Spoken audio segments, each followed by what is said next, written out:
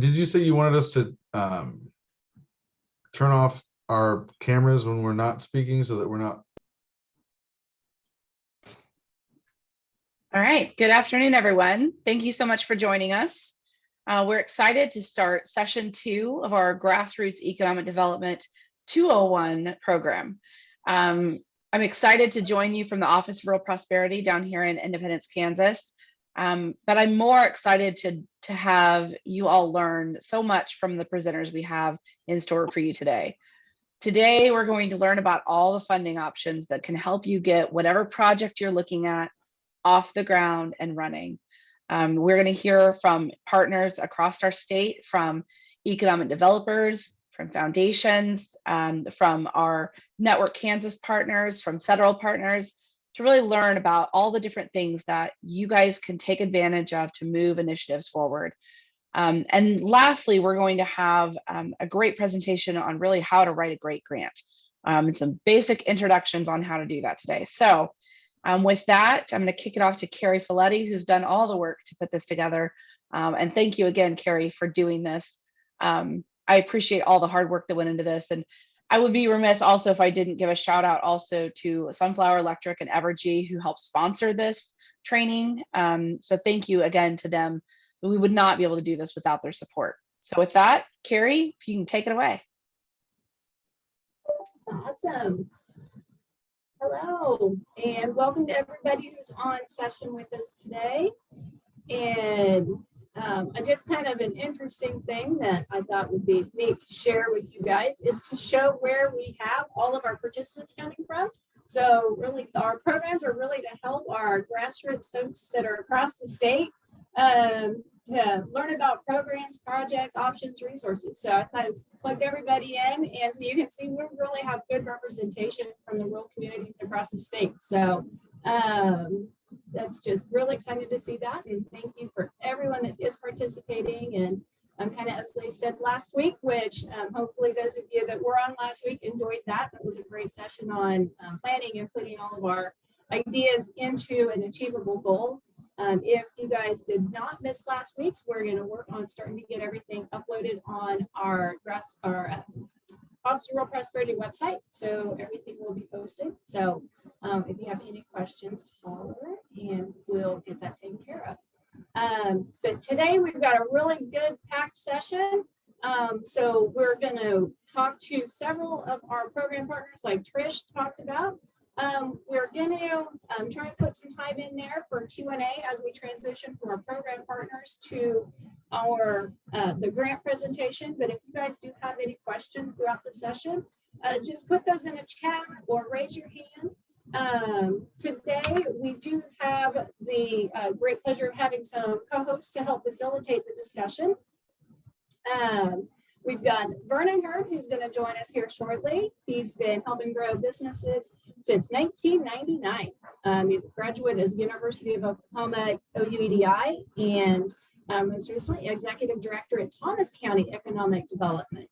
After serving for that role for 7 years, he'll soon be joining the Kansas Department of Commerce In-State Business Development Manager for Northwest Kansas. So that'll be a great resource for folks that are in that area of Kansas to have that knowledgeable resource. And then Deborah Twofold will be joining, hopefully, here pretty quick. She'll also help facilitate this first session. And she is the Hutch Reno County Chamber of Commerce Director since 2017.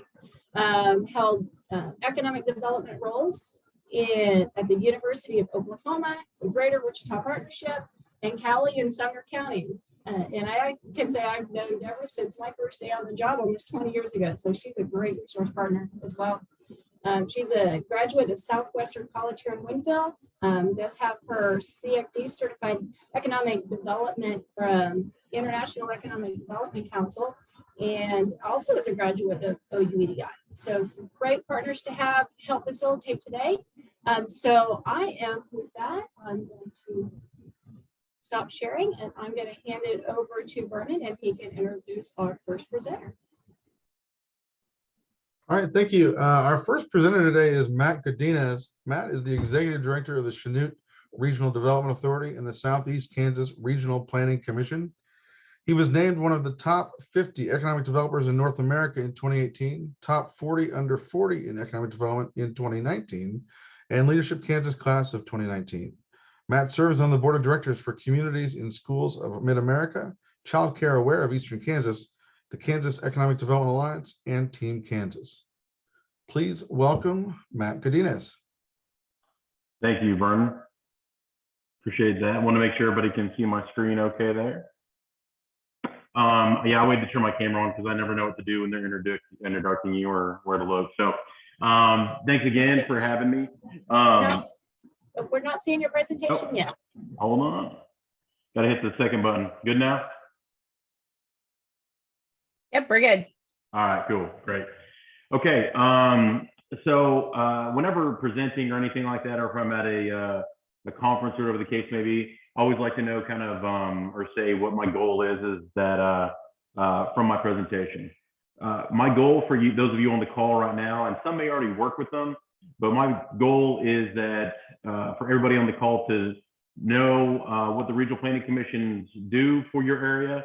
And if you're not working with them, to please reach out to them. I actually just left the National Association Conference up in Kansas City and got to meet all of my colleagues across the state, and definitely want to promote all the good work that they're doing. I'll move right into just a little bit about what we do in Southeast Kansas. So the Southeast Kansas Regional Planning Commission, we were founded in 1969. We are based out of Chanute. We represent the southeasternmost counties of Southeast Kansas. And the biggest part that we work with when it comes to EDA and with the Kansas Department of Commerce is that we're in charge of the Comprehensive Economic Development Strategy, the CED, and very important as we're going to get into when we're talking about the EDA. I believe Susan, one of my employees, is on the call. Happy to have her on. In early 2021, we pulled together the economic developers, community development professionals, city administrators, things of that nature in Southeast Kansas to form the Southeast Kansas Economic Development Coalition.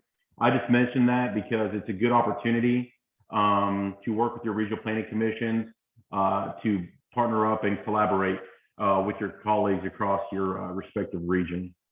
A lot of parts that we do at the regional planning commission level, we provide assistance in many areas with grant applications and administrations. Do a lot of writing, and as I mentioned, procurement, monitoring, quarterly reports, all that fun stuff that people love to do when it comes to those federal programs. Since there are so many programs that change, whether it's through commerce or through the EDA, whatever it might be, we are always, as regional planning commission, it's our job to make sure and stay on top of those so that we can integrate all the different programs that might be. We love it when programs and projects have multiple revenue sources. Always fun to work on those together. Let's see here. We also offer assistance with business and economic development activities. When it comes, as we mentioned, with funding, we work with the network of our economic development specialists at EDA, developing proposals, things of that nature. I do have a link down there. I want to prepare everybody or give that information to everyone. If you're wondering who your regional planning commission is, please write that link down, or I believe this is recorded so you guys will be able to get it later. It'd be a good opportunity because we do have like Southeast, South Central, North Central, Northwest, spread out throughout the state. All great directors, all would love to hear from you and have the opportunity to work from you on your funding needs. One part that in not all regional planning commissions, but most do have revolving loan funds. Ours was originally funded by EDA. We do have which we call a legacy program. We've had it for a long time. I believe most that received CARES Act funding has already been depleted or encumbered. There might be some opportunity still for some of those funds. You can reach out to them. We do help out with attracting new businesses and expansion of existing businesses with those funds. But continue to reach out to your regional planning commissions because there's other opportunities outside of just EDA funding.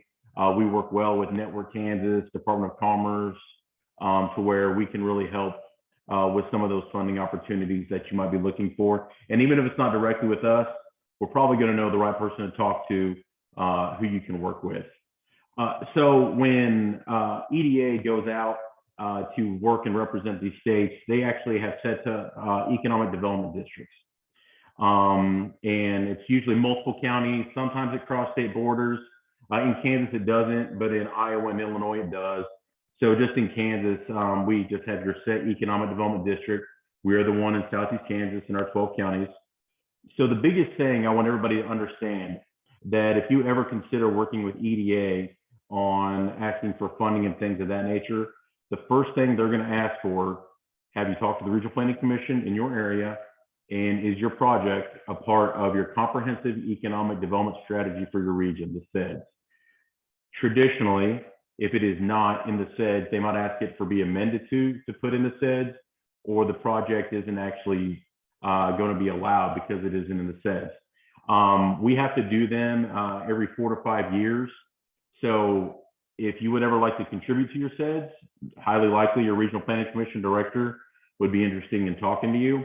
I know here in Southeast Kansas, we pull together business owners, chamber directors, other colleagues, county commissioners, things of that nature to make sure that the whole region is represented from industry to industry, top to bottom in income, things of that nature. So the CEDS is very important for your region. The USDA, like I said, or sorry, the EDA, pardon me, jumps to the other organization. The EDA, I'm sorry, I totally put that wrong in my PowerPoint presentation. The EDA has the opportunities to help community organizations access multiple resources. Like I mentioned, the conference that I was just at, they did share some of the things that they're looking to help out for recently. So it was good timing with the presentation today. They are looking to help out with planning and technical assistance. And I'll move on to the next slide where the big one. Infrastructure and broadband expansion is something they very much are projects they are looking for and looking to help out with. Broadband, of course, for a lot of us in rural areas is very important. Entrepreneurship and business assistance is a large area that they're still working to help out with, and workforce development.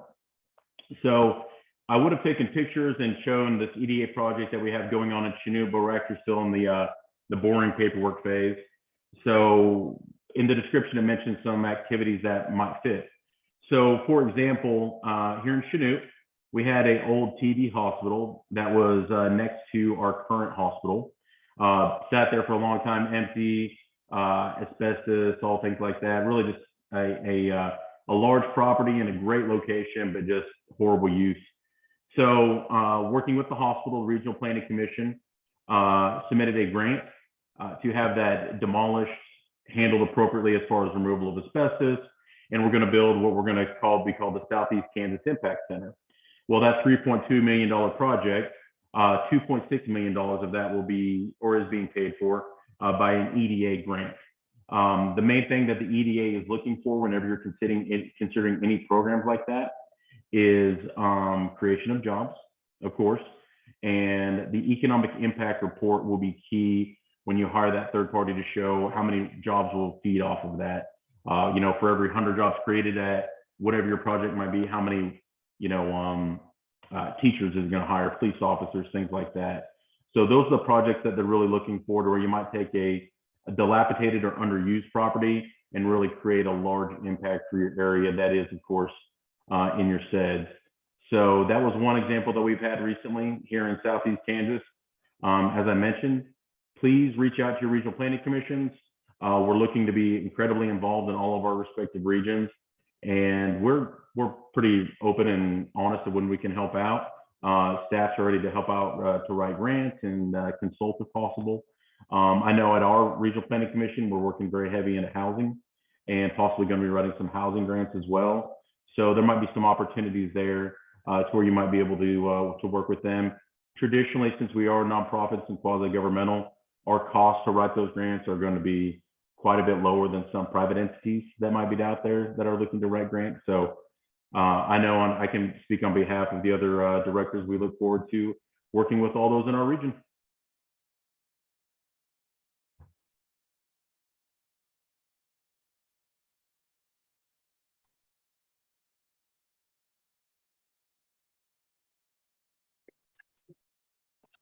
Thank you, Matt, for sharing all of these great opportunities with the EDA and within the region.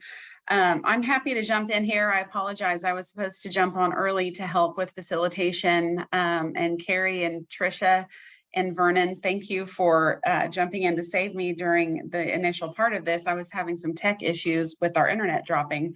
But I'm Deborah Tufel with the Hutch Chamber, and it is my pleasure to introduce 3 individuals that work closely with businesses across the state from Network Kansas, as well as a local partner that I'm going to introduce. So today we're pleased to have Imogene Harris and Thomas Papadopoulos from Network Kansas. Imogene is the Vice President of Impact Investment Services, and she oversees Network Kansas statewide funding programs. And she joined Network Kansas in 2013 after working in compliance for KDHE. She's a lifelong Kansan, hailing from Ottawa, and now calls rural Douglas County home. And Thomas Papadopoulos is a Wichita State grad. He's been with Network Kansas for the last 5 years, and his current role involves process management of the statewide loan programs, partner relations, and assisting the funding process. And here in Hutchinson, we're a beneficiary of being an e-community, and Jackson Swearer is integrally involved with the Network Kansas programs, including the multiplier fund that you're going to hear about. He is our entrepreneur navigator and the director of Startup Hutch in Reno County, which rallies the community of entrepreneurs to propel the economy forward. And he works with small business owners and new startups to help them access resources to launch and expand new ventures right here. So welcome to these 3 individuals. Thank you for joining us. Great. Thank you, Deborah. And thank you for having us on for this presentation. So with the time that we have today, what I want to do is try to paint a quick picture of gap financing options that you can access in the state of Kansas, and the importance of leveraging partners in order to get projects done as well. So we're kind of going to talk about the different Network Kansas programs at the end, but in the interim here, I'm going to kind of help describe an example. It's not a typical example of projects that we've done with Network Kansas and with Hutch. There was a bunch of different partners involved and a bunch of different programs that were leveraged and brought together to make this deal actually happen, including funding from banks, the Hutchinson Community Foundation, the City of Hutchinson, some tax credits, and also leveraging other partner programs that Jackson is going to help describe. So I'm happy that Jackson was able to hop on here. So I'm going to kind of hand it over to him to talk a little bit about how this particular project example came to be and how all the different partners got involved. And then we'll come back and I'll kind of describe a little bit more of funding options from Network Kansas. So Jackson. Thanks, Thomas. Yeah, so we had an interesting and exciting opportunity here in Hutchinson in Reno County come up when there were a couple who were entrepreneurs who had begun redeveloping some properties in our downtown. And they started with a couple of apartment buildings that were operating, but that needed some TLC. So they had purchased those buildings earlier. And that was kind of about when they got in touch with me. As the entrepreneur navigator, part of my role is to try to connect with business owners and figure out what their needs are and try to help them in whatever way they need. And so I met with the Davenports and we were talking about what their needs were. And they said, well, we might want to buy another building someday, maybe soon. Well, soon became very soon when they located a building in bad need of rehab that was not in operation right across the street, though, from the historic downtown Fox Theater in Hutchinson, Kansas. And they had a vision for this property to become a boutique hotel, which would serve the downtown, ideally located across from one of our primary tourism attractions in downtown, the Fox Theater itself. And so they got together with their bank and they were able to obtain a construction loan. But they had a pretty sizable gap between that and the other grants that they thought they could find. And so they came to me and said, how do we fill in that gap? And as Thomas alluded to, this was a multi-layered project. It's a very complicated capital stack. I don't know how far in the weeds we want to get on that, but I'm going to briefly dive into a couple of aspects of that here. There were some state tax credits, historic tax credits that they applied for, and also they worked with the city of Hutchinson to apply for some CDBG funds. So that was a part of the capital stack. But I was mostly concerned with dealing with the loan funds. So we wanted to leverage the Women and Minority Business Capital Multiplier Fund. The half of the couple is a woman, and so she was 51% owner of the business. So that allowed us to access that fund at a slightly higher or more favorable match rate. Still has, that can only be 20% of the funds loaned there. Thomas may get into more of the details there. So we had the $500,000 bank loan, but we needed more to match the capital multiplier. So that's when we went to our local community foundation. Now, fortunately, the local chamber, myself with Startup Hutch, the city, and some other partners had been working with Network Kansas and the community foundation to develop this, to figure out how the chamber could flex this muscle of utilizing their capital, not the chamber, I'm sorry, the community foundation, to invest their capital in local businesses through impact investing. So they came through with a $300,000 loan, which together with the $500,000 note from the bank was sufficient to secure the maximum amount from the capital multiplier fund of $150,000 at that time. And then there was still $150,000 more gap. So we were able to go get that money in other loan funds through a combination of two other smaller loan funds from Network Kansas, called the E-Community Fund and the Startup Kansas Fund, which Thomas may also outline. Now, those needed other match. Well, shoot, I'd already used all my match for the Capital Multiplier Fund. But fortunately, we have still more options here in Reno County. So the Startup Hutch actually controls a smaller loan fund that's just our funds that comes from a sale of a building that we used to own almost a decade ago. And that's become a revolving loan fund for us that we use in situations just like this, where we need a little bit of extra match. So we were able to loan $60,000 out of that fund, which was sufficient to match the $90,000 from the two other loan funds. So this is where we really need a slide with a chart for all of you, probably. But if you've been taking good notes or want to rewind the recording to put that all together, we in total had $150,000 from the Capital Multiplier Fund, which was matched with $500 from the bank and $300 from the local community foundation, and another $90,000 from Network Kansas from two other smaller loan funds, matched by $60,000 from Startup Hutch. All together with almost a half a dozen partners, we're able to put the money together. And I was just in the building a few weeks ago. They're roughing in new units on the second floor, and I got to see some of the electrical work going on. So it's coming to fruition, and it's going to be a really cool asset for our downtown. I think we need more people to come into the downtown. It supports downtown retail, and it supports our tourism in general. We have a big need for hotel beds in Reno County. And so it's going to be a great project for economic development project. Did I cover what we needed to cover, Thomas? That's perfect. Awesome. Perfect. There you go. Thank you. Yeah, thanks for running through that. And the reason we picked that example is we just wanted to highlight, even though it is, like we said, a more unique example, the fact that you need to leverage partners in order to get these types of projects done.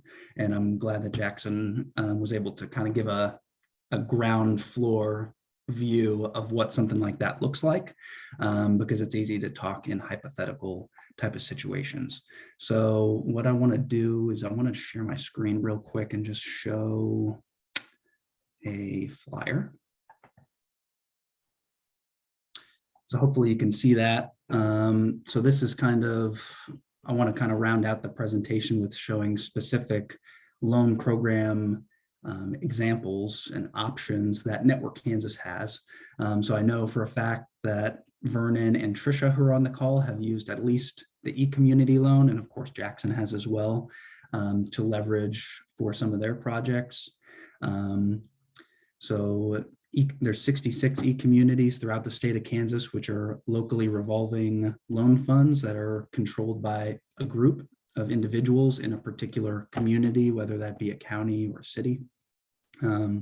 So that's one example of a gap financing option, that if there's a bank loan or a public capital loan, like a revolving loan fund that Matt had mentioned from a regional planning commission, for example. There are types of programs like these, the eCommunity, Startup Kansas, and KCIF funds that can be leveraged to help match in that other capital where you might be pulling from different options throughout the state. So I guess as a concluding point, if you have questions about our programs, Network Kansas programs, how you might be able to leverage them, what partners are in your area to make it most relevant for you to access them, you can contact us. Here at the bottom is our contact information for the general line. So we can help you get more information about our programs and also help you connect with other partners that we work with, other partners that are on this call that also know about financing options are probably a good bet too. So it really just depends on your situation and what the project calls for. So I want to see if Imogene has anything else to add, if I missed anything, or if Jackson wants to add any following comments. Otherwise, that's what I wanted to cover today. So I think Carrie can also share this flyer out with everybody after the call as well, if you want to have that. So yeah. Yeah, I think the only other thing I had, and actually this was Carrie's idea, so thank you. Carrie, if you have that map or whatever, you can throw that up, and if not, that's okay too. Just, I would say if you're not familiar what an e-community is exactly, or, we talked about how Hutchinson is in one. If you're not sure if you're in one or not, you can go to our website, you can look at our map. It would be good to know if you are, right? It would be really good for you to be familiar with just if you're located in one, and if you are, who's that point of contact, and how, when and if it makes sense to interact with that group.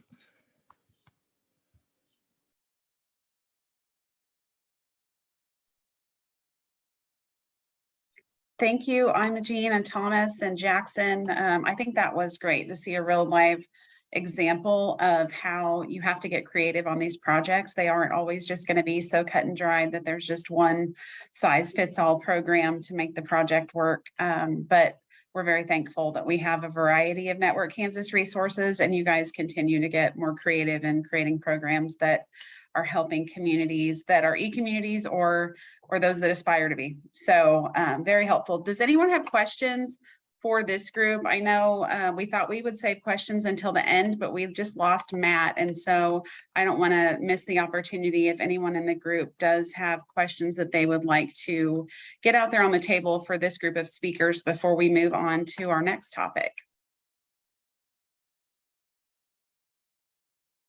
Well, feel free to drop them in the chat box. Carrie's going to continue to monitor those. There was a question, what website has that e-community list? And it looks like someone helped answer that. networkkansas.com is the website that you can go to for all of those resources. Great question, full of resources. All right, well, if anyone thinks of other questions, feel free to submit those in the chat. Carrie will monitor those. Thank you again to Imogene, Thomas, and Jackson. Hope you can stick around. But next we have Michelle Needham, and Michelle is with KDOT. She works as the Economic Development Programs Manager for KDOT and manages both the cost share and economic development programs, and enjoys working with communities to help meet their transportation and infrastructure needs. So help me welcome Michelle Needham. Hello, everyone. Let me start sharing my screen. There we go. Let's see. As she said, I'm Michelle Needham with the Economic Development Programs Manager at the Kansas Department of Transportation. Oh, sorry. And first off, let me say thank you to the Office of Rural Prosperity for inviting KDOT to be a part of this panel and discussion. We're always excited to find new ways to partner with communities and to provide opportunities that improve the quality of life for Kansans. So to start, as you all know, transportation is about roads and bridges, but it's also about so much more. It's about healthcare. As technology and the needs of our communities are changing, we're changing too. Through the promotion of benefits with partnering with CanCare and Logisticare, 34 transit providers in the KDOT network are now registered to provide non-emergency medical transportation. And we also know that how medical services are provided may shift considerably with technology. Telemedicine will open up new ways to treat patients and for patients to access quality care no matter where they are. And we have to be prepared for shifts from people traveling to pharmacies and instead to medicine possibly being delivered by drones.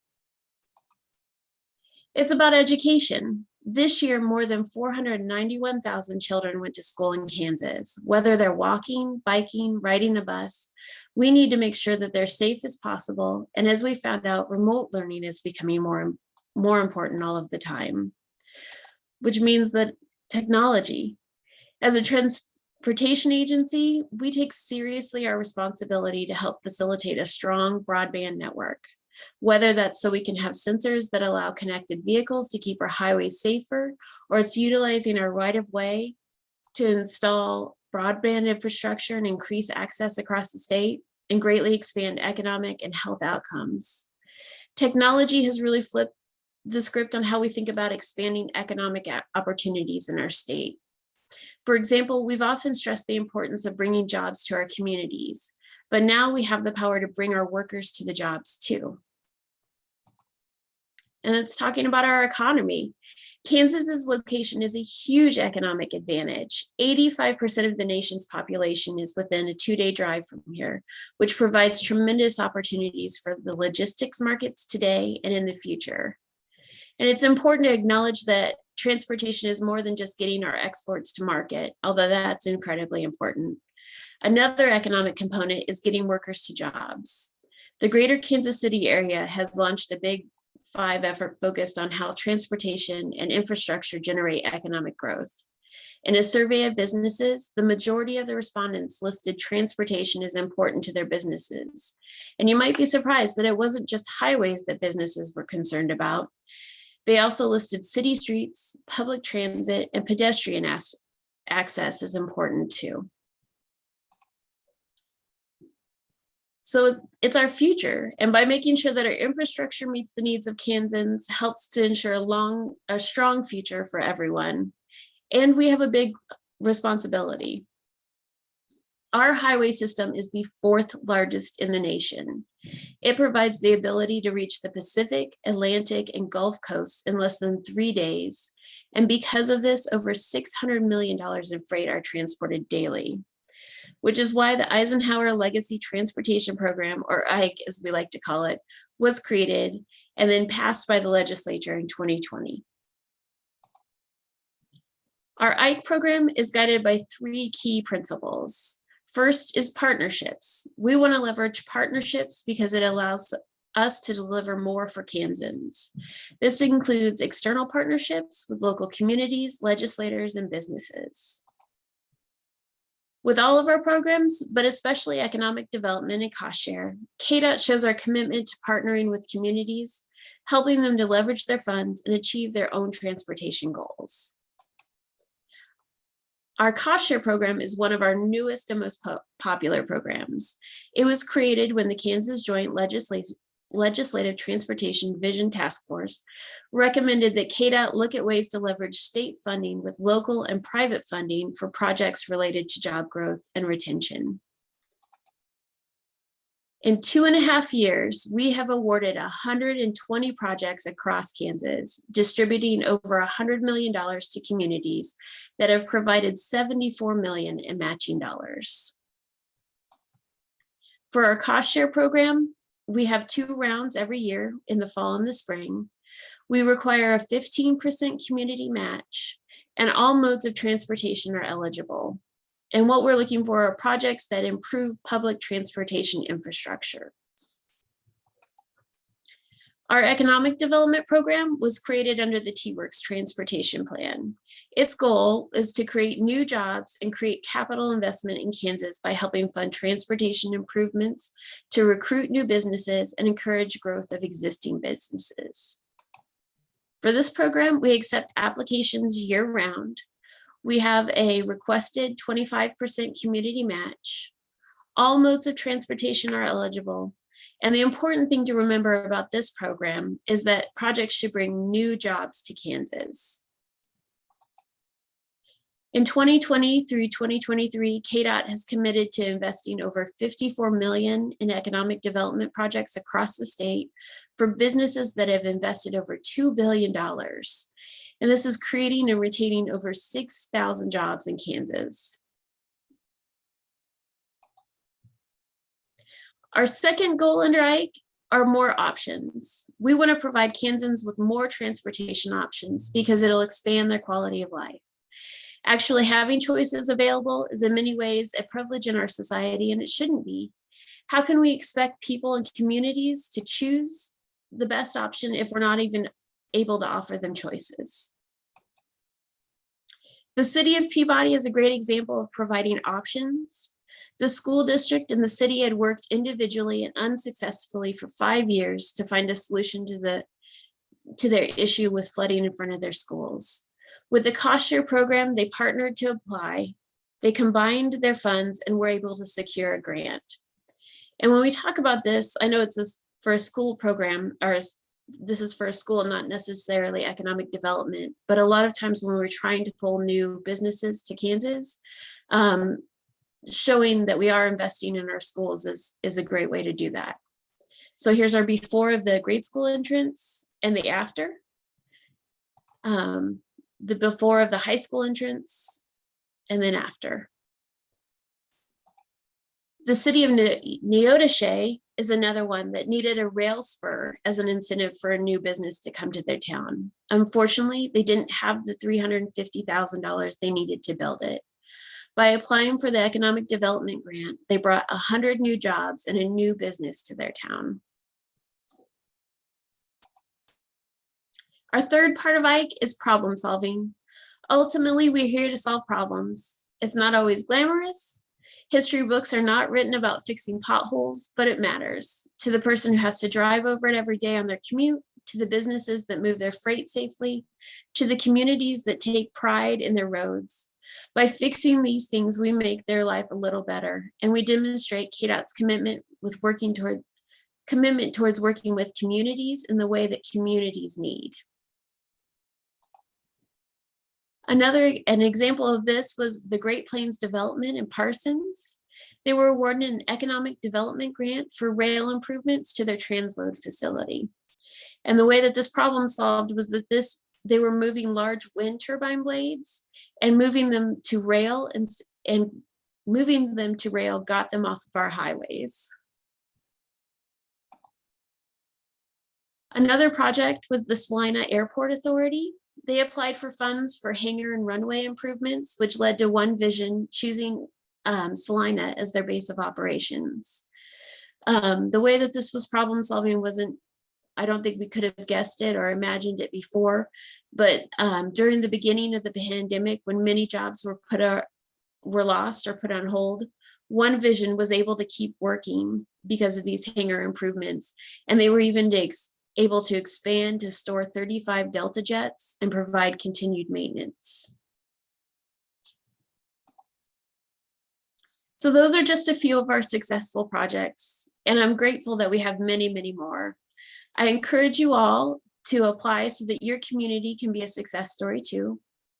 For more information about the cost share and economic development programs and all of the partner programs that KDOT offers, please visit us at ks.ike.org/community/resources, or you can email me directly at michelle.d.needham@ks.gov.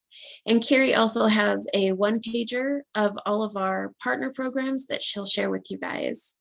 And my contact information is on there too. So at KDOT, we know that transportation is more than roads and bridges. Transportation is about people.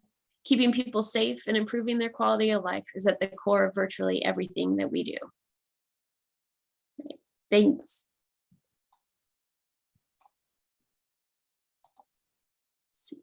And shout out to Michelle Needham for all of the hard work that she does to help support all these grant applications. Coming from someone who has helped communities do this, it is a time-consuming and hair-pulling time to get it all ready. but once you do, it's seamless working with Michelle. So thank you, Michelle, for all your hard work. Thank you. There we go. Sorry, I'm trying to stop sharing. And I appreciate that. I love questions. I love to help communities work through applications, and we always have an open door and excited to help folks. Economic development's hard enough. But working with KDOT is flawless. So thank you. Great.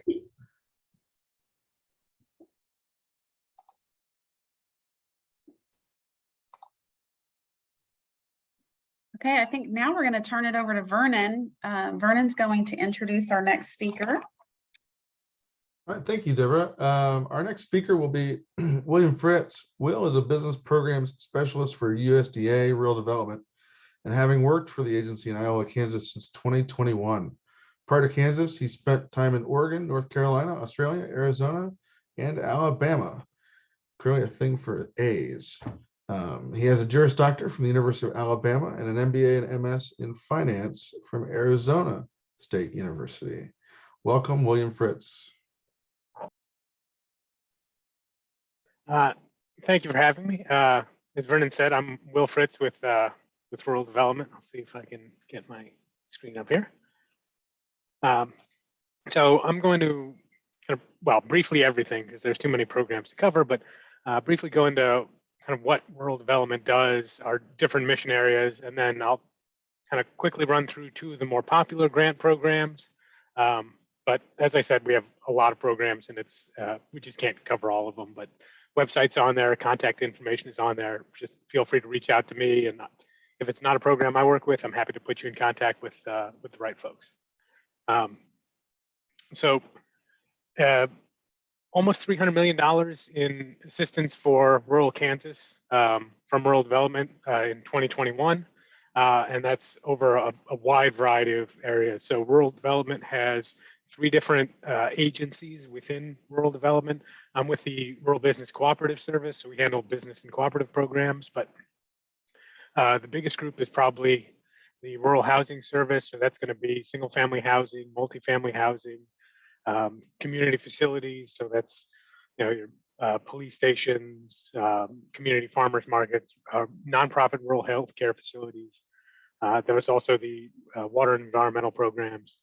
And then we've also got the Rural Utility Service, which helps with telecommunications and electrification. So perfect timing on the call.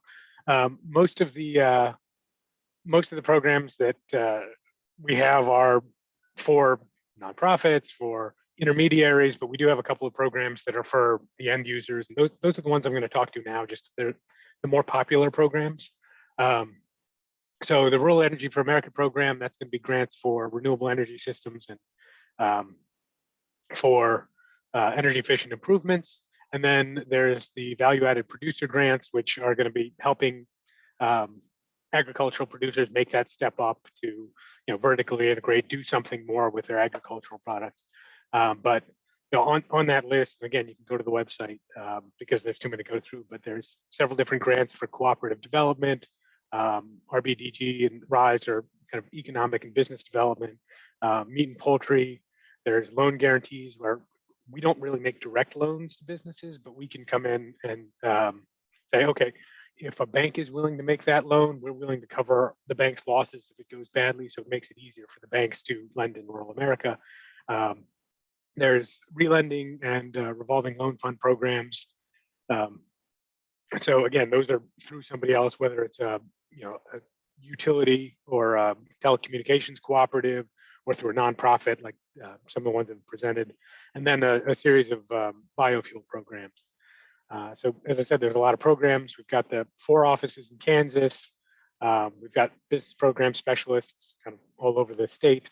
And we're happy to help you with anything we do, but we can also put you in touch with Rural Housing Service, community programs, whoever you need to talk to, a few other programs.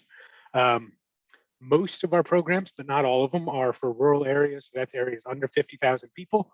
That doesn't usually apply to agricultural producers, but there's not too many agricultural producers in like Overland Park. So usually it's going to be in a rural area. So just quickly running through what the Reef does. It's for agricultural producers, rural small businesses that want to do renewable energy systems or make energy efficiency improvements. So it's a reimbursement program up to 25%, but the projects can be sizable or they can be pretty small. So as you can see, anywhere from projects that are $10,000 up to $2 million for renewable energy systems, or 6,000 to $1 million. And a quarter of that would be the grant for the energy efficiency improvements.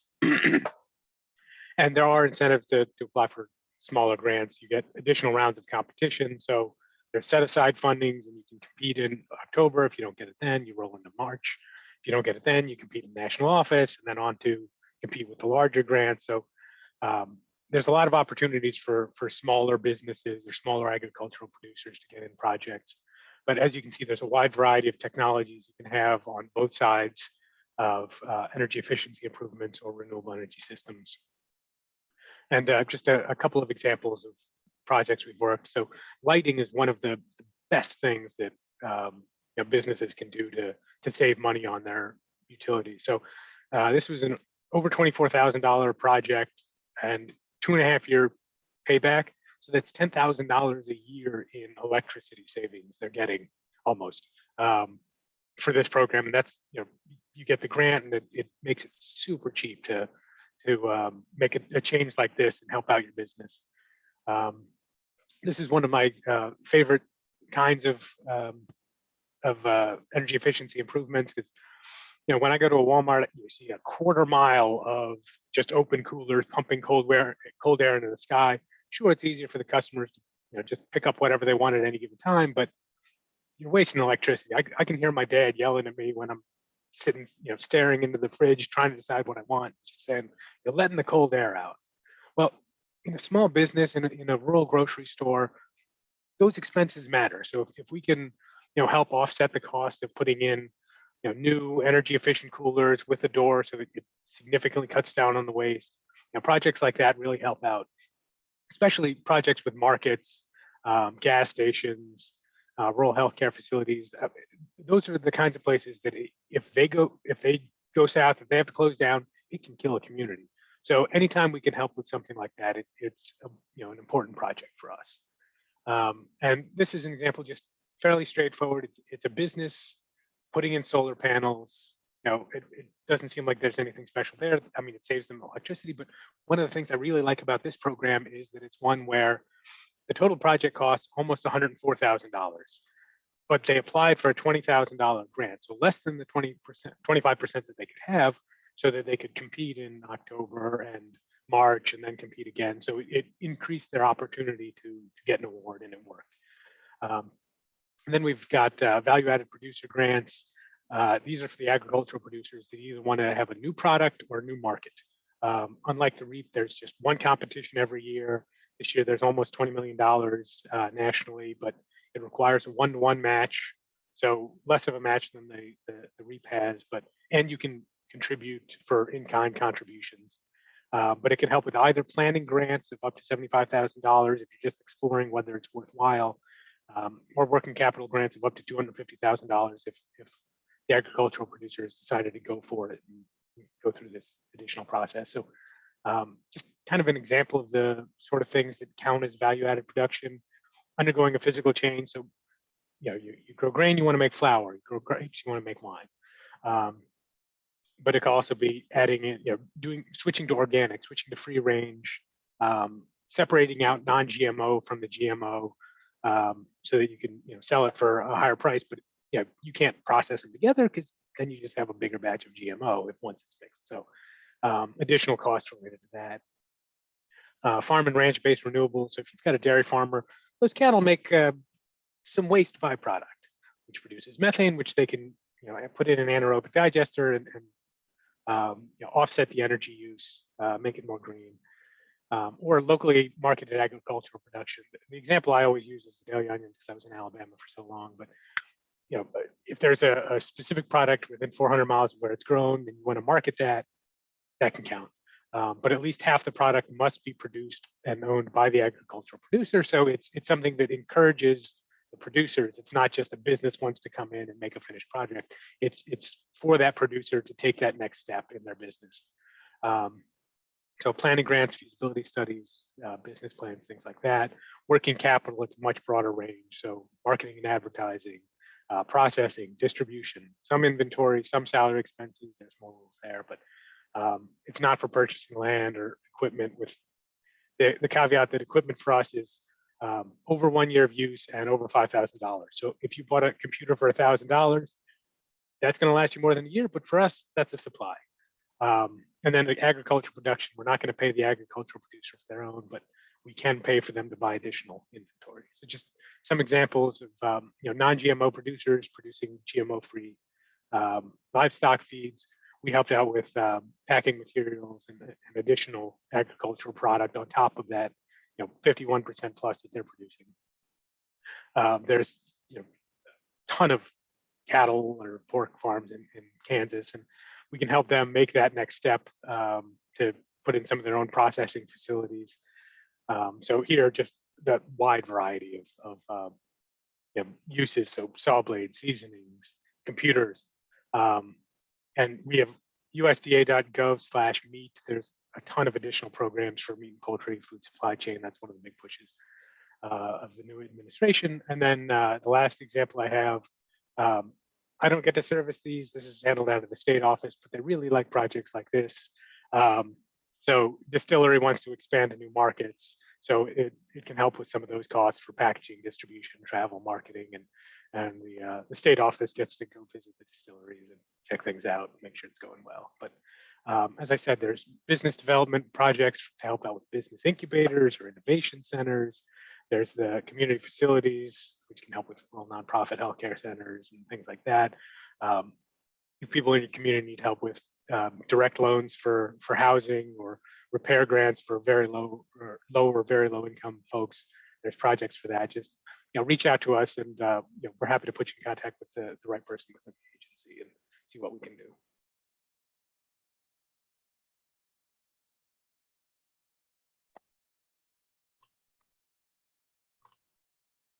Thank you, Will. That was great.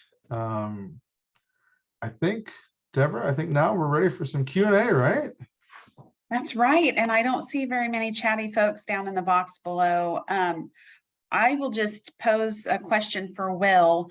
Will, tell us more about the structure of USDA offices across Kansas and the technical assistance aspect with some of these programs, because I can see you've got a lot of great programs that should help all of our small communities under 50,000. How many technical assistance folks are there like yourself?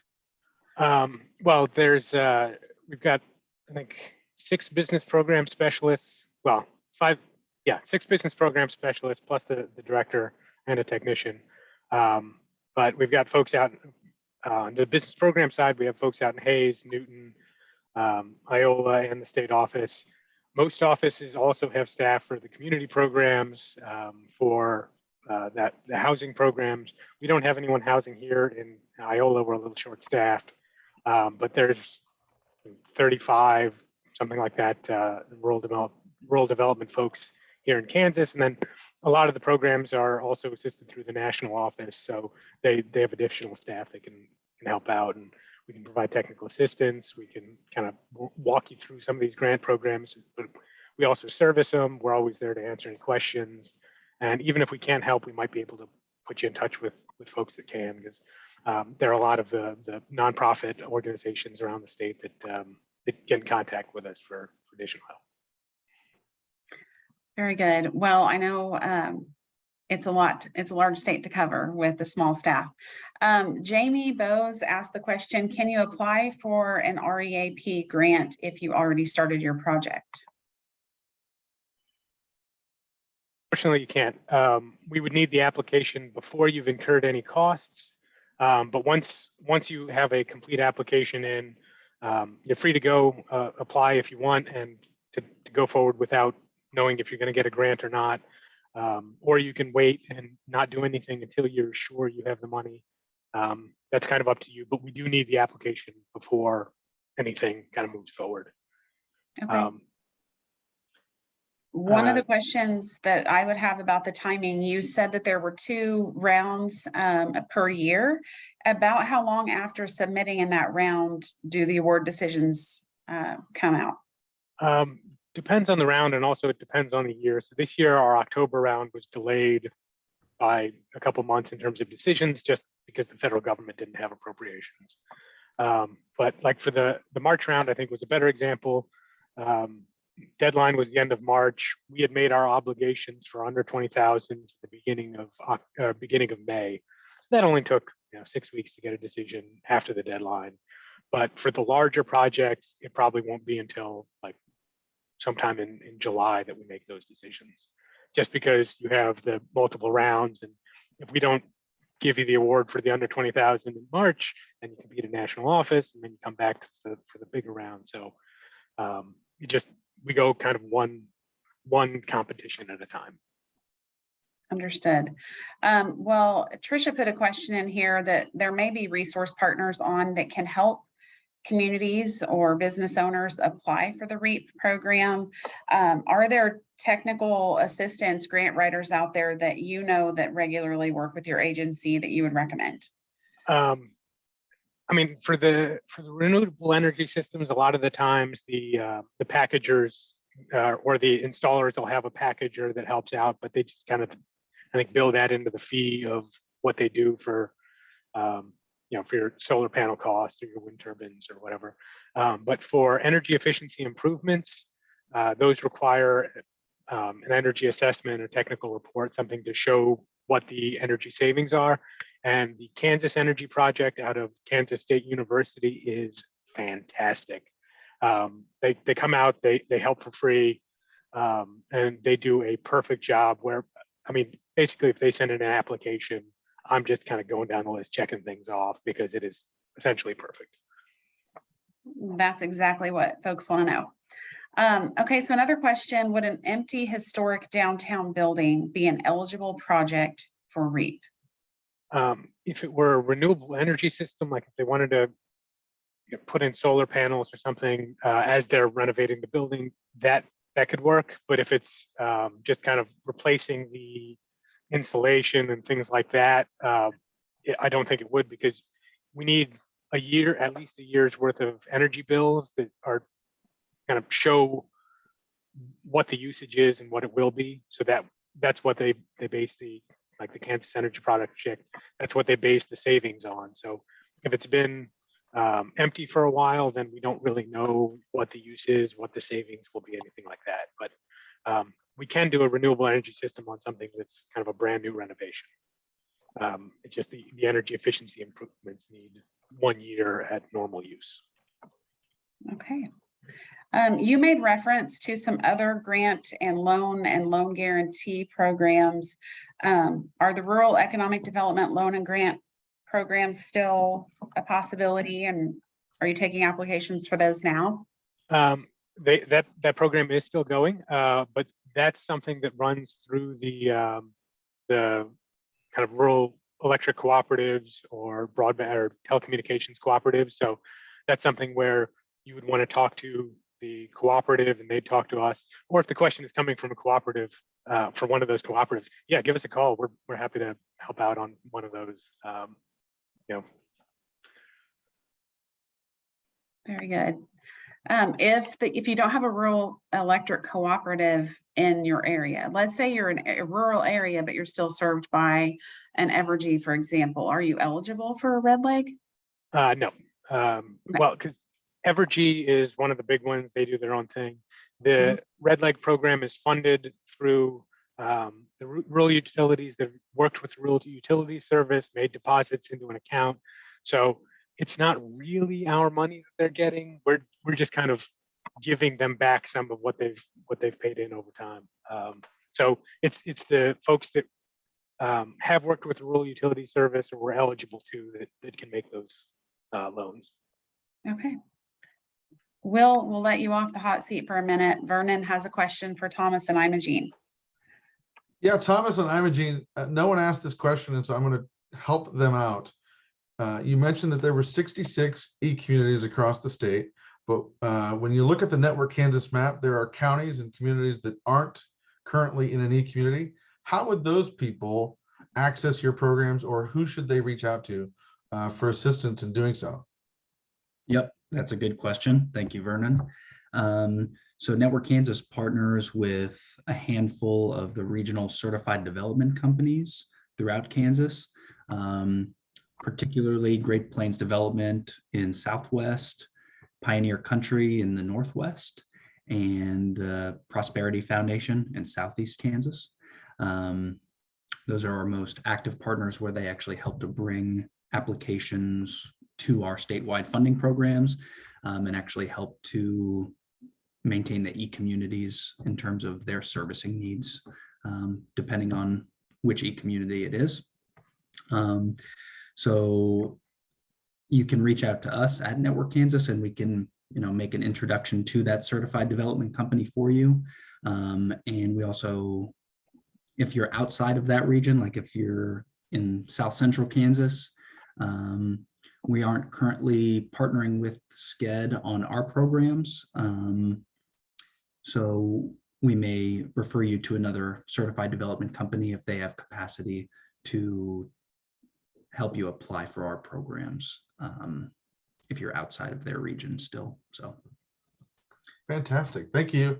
And it looks like Carrie put up the map, the most recent Network Kansas map I see. My guess is that Carrie was going to suggest that perhaps communities that aren't currently served by any community could reach out to the coach in that area. Is that true? Yep, the coach should know, particularly in Southwest, Northwest, and Southeast, where those CDCs are active. They should be familiar with those groups. And so, yeah, you can reach out to your coach in any of those areas and see what types of funding options they have, or what partners they might know, whether it be even more local and regional too. And if anything, those coaches will connect with me and Imogene, and we'll help get you an answer. Great, thank you so much. This is your chance. There aren't any other questions in the chat, but I'm surprised. People usually aren't this quiet in Kansas. Elizabeth, I see, has her hand up. I'm wondering if she wants to unmute and ask a question. Yeah.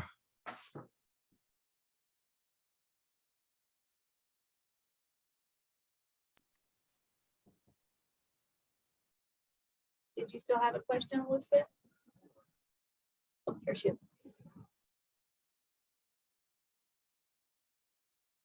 Elizabeth, we can't hear you, but if your mic's not working, feel free to put it in the chat. At the bottom of your screen, just hit the chat button, and you can type it into us.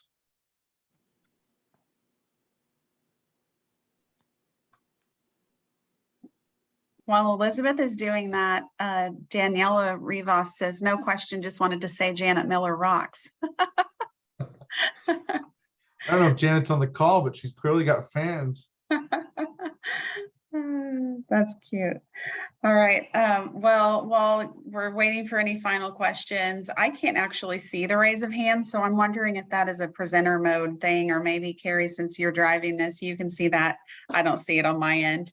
But I just want to say again, a thank you to everyone for your participation today, especially these presenters from so many great programs across the state. So Matt, Imogene and Thomas and Jackson, Michelle and Will, and Trisha and Carrie included. Thank you guys for all you do, and the agencies that you represent that help get resources and technical assistance out to businesses and those of us that are practitioners in economic development across Kansas. We can't thank you enough for all of your support and helping navigate what sometimes can be some kind of, tricky programs to navigate. So thank you all. I noticed Elizabeth is no longer muted. Elizabeth, now's your chance if you still have a question. I'm sorry about that, everyone. I'm driving, and when I was turning, I think I hit my phone. So no, I don't have any questions, but really enjoyed hearing this information, and especially about the REAP program. So thank you, and I'm sorry about that. No worries, not a problem. knowing Elizabeth the way we do, I know that she just has such great resources and she's a good person to know too. So we appreciate you being on, Elizabeth. Carrie, before we turn over to the next segment of this workshop this afternoon, did you have anything else to add before we go through the next round of introductions? No, I think we had a lot of great presentations, and I think that we did post in the chat that we will share a recording today, as well as all the handouts, and make sure everybody has the information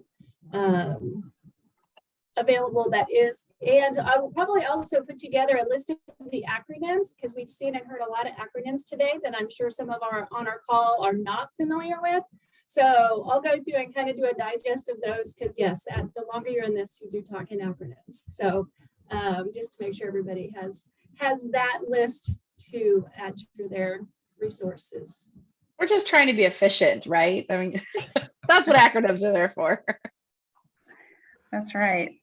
And Thomas just put his contact info in the chat if anybody wants to grab that, and others, we'd encourage you to put yours in as well. We love knowing exactly how to get a hold of each of you.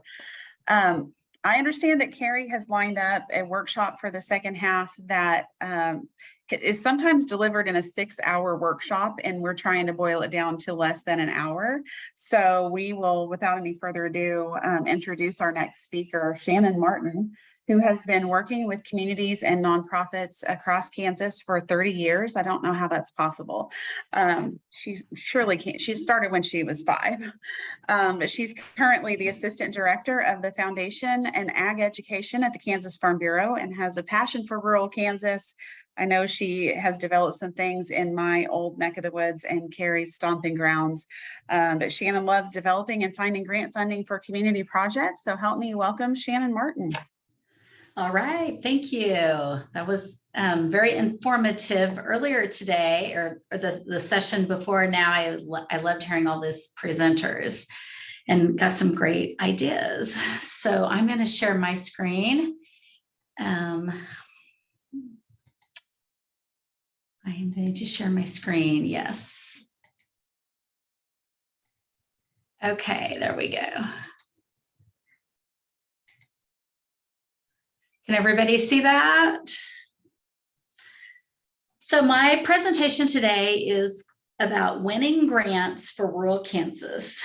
I've been a grant writer for 30 years now, and I worked with nonprofits, cities, schools, lots of economic development organizations, and lots of not-for-profit organizations, like I said before, helping them win grants. And one of the things that I particularly love is when small communities in Kansas receive grant funding, because as many of you probably know, that's a little more rare. So what we're going to do today is we're going to talk about 4 things in grant writing. The first one is called project development, and that's when you take your idea that you have and put it into some kind of, you develop your project to get it prepared to write a grant for that. Second thing we're going to talk about is finding sources of grant funding. So you have your great idea, and then how do you find a grant for that? And the third section is actually writing a grant. We're going to talk through what pieces are in a grant when you actually write a grant application. And the fourth one is grant management. And this is, what do you do if you receive a grant, and also what do you do if you do not receive grant funding? So if you get a denial letter, what would you do next? Before I begin talking about how to find grants or write grants, I want to give you a little bit of a background. We've heard several speakers today that talked about a lot of government funding, but there's also funding out there from private foundations and from corporations. So private foundations are set up by a wealthy individual or by a business person or someone who has funding that they want to gift to projects. And so in 2020, there were 471 billion grants given out by foundations. And remember, that was the COVID year. So that's kind of amazing that much funding was given. And corporate giving in that same year was 16.88, almost $17 billion.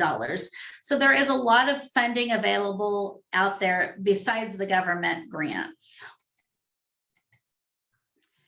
Another thing I wanted to bring up before I get started is for every 100 grants that are submitted, 60 are thrown out. This is on average, just because they didn't read the grant guidelines. Maybe it's not in the right geographic area. Maybe the type of project isn't what the funder wants.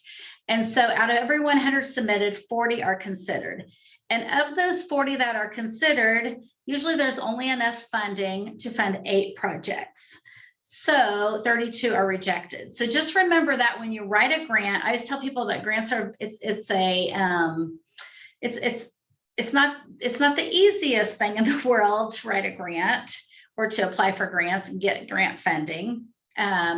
It's very competitive. And just remember that statistically, 8 out of every 100 grants are funded. But after you hear this fabulous presentation for the next almost hour, maybe that will increase your chances of being funded. Okay, so the first thing we're going to talk about is project development. So this is, you have an idea in your community of something that needs grant funding, and how do you get started on that? How do you develop your project? So what I like to start with when I'm working with, let's say someone comes to me and wants me to write a grant for them, I like to start with some questions. And first, I always ask, and this is the most important thing in securing grant funding, is who are you serving? What is your project and who does your project serve? Who are the clients of your project? Who are the beneficiaries of your project? Who does your project serve? The next question is, what issues exist for this population that your project's going to solve? So there's something going on with this particular population, and your project is going to solve these issues. And then third, how can you document what those issues are? Because you want to be able to prove that there is this problem, there is this need in your community, and your project is the great answer that they need to solve it. So I want to give you a real life example of this. This is a project that I worked on in Ogden, Kansas, many years ago, probably 15 years ago, maybe 20 years ago, maybe 25 years ago. I'm not sure how long, it's been a while. So this was actually an old Army barracks that was in the downtown park. And we did a project and renovated it into a community center. And it's still there. I just drove by it the other day just to see how of course, it's still standing.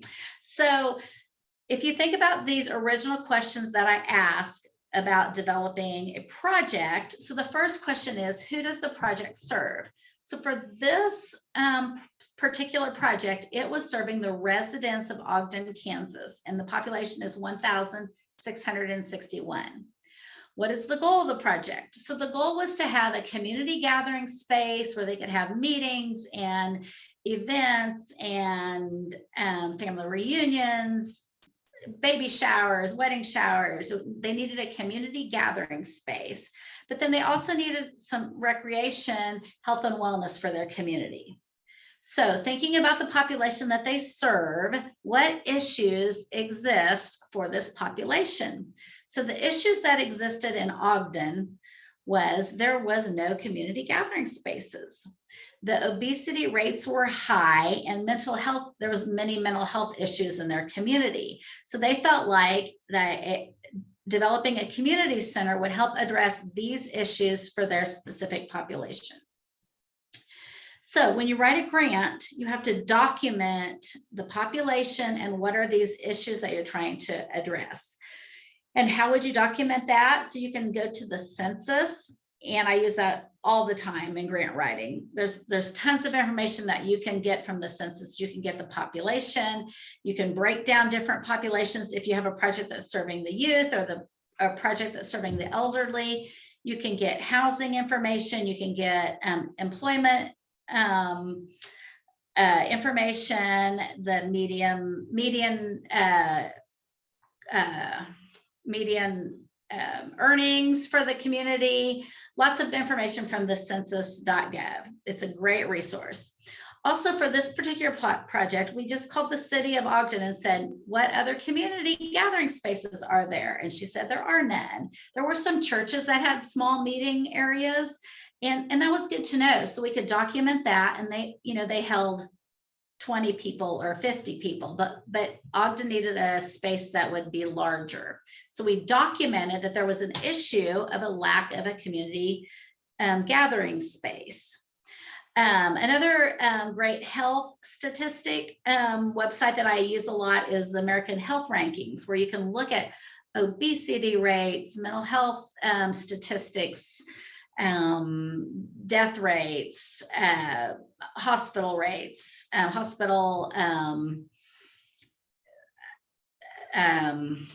can't think of what it's called, hospital occupancy rates. So those are good statistics to have also, especially if you have a project that's trying to address health and wellness. Here are some other questions that I like to ask people or communities when they're first starting to work on a project. This is a picture of a project that I worked on in Eureka, Kansas, for the Greenwood Hotel. This hotel, literally one side of the building was falling down, like falling off. And I don't know if you've been by there lately, but it is a beautiful facility. The bottom level has several commercial renters in it now. And there's a fabulous meeting space in this community, in this building.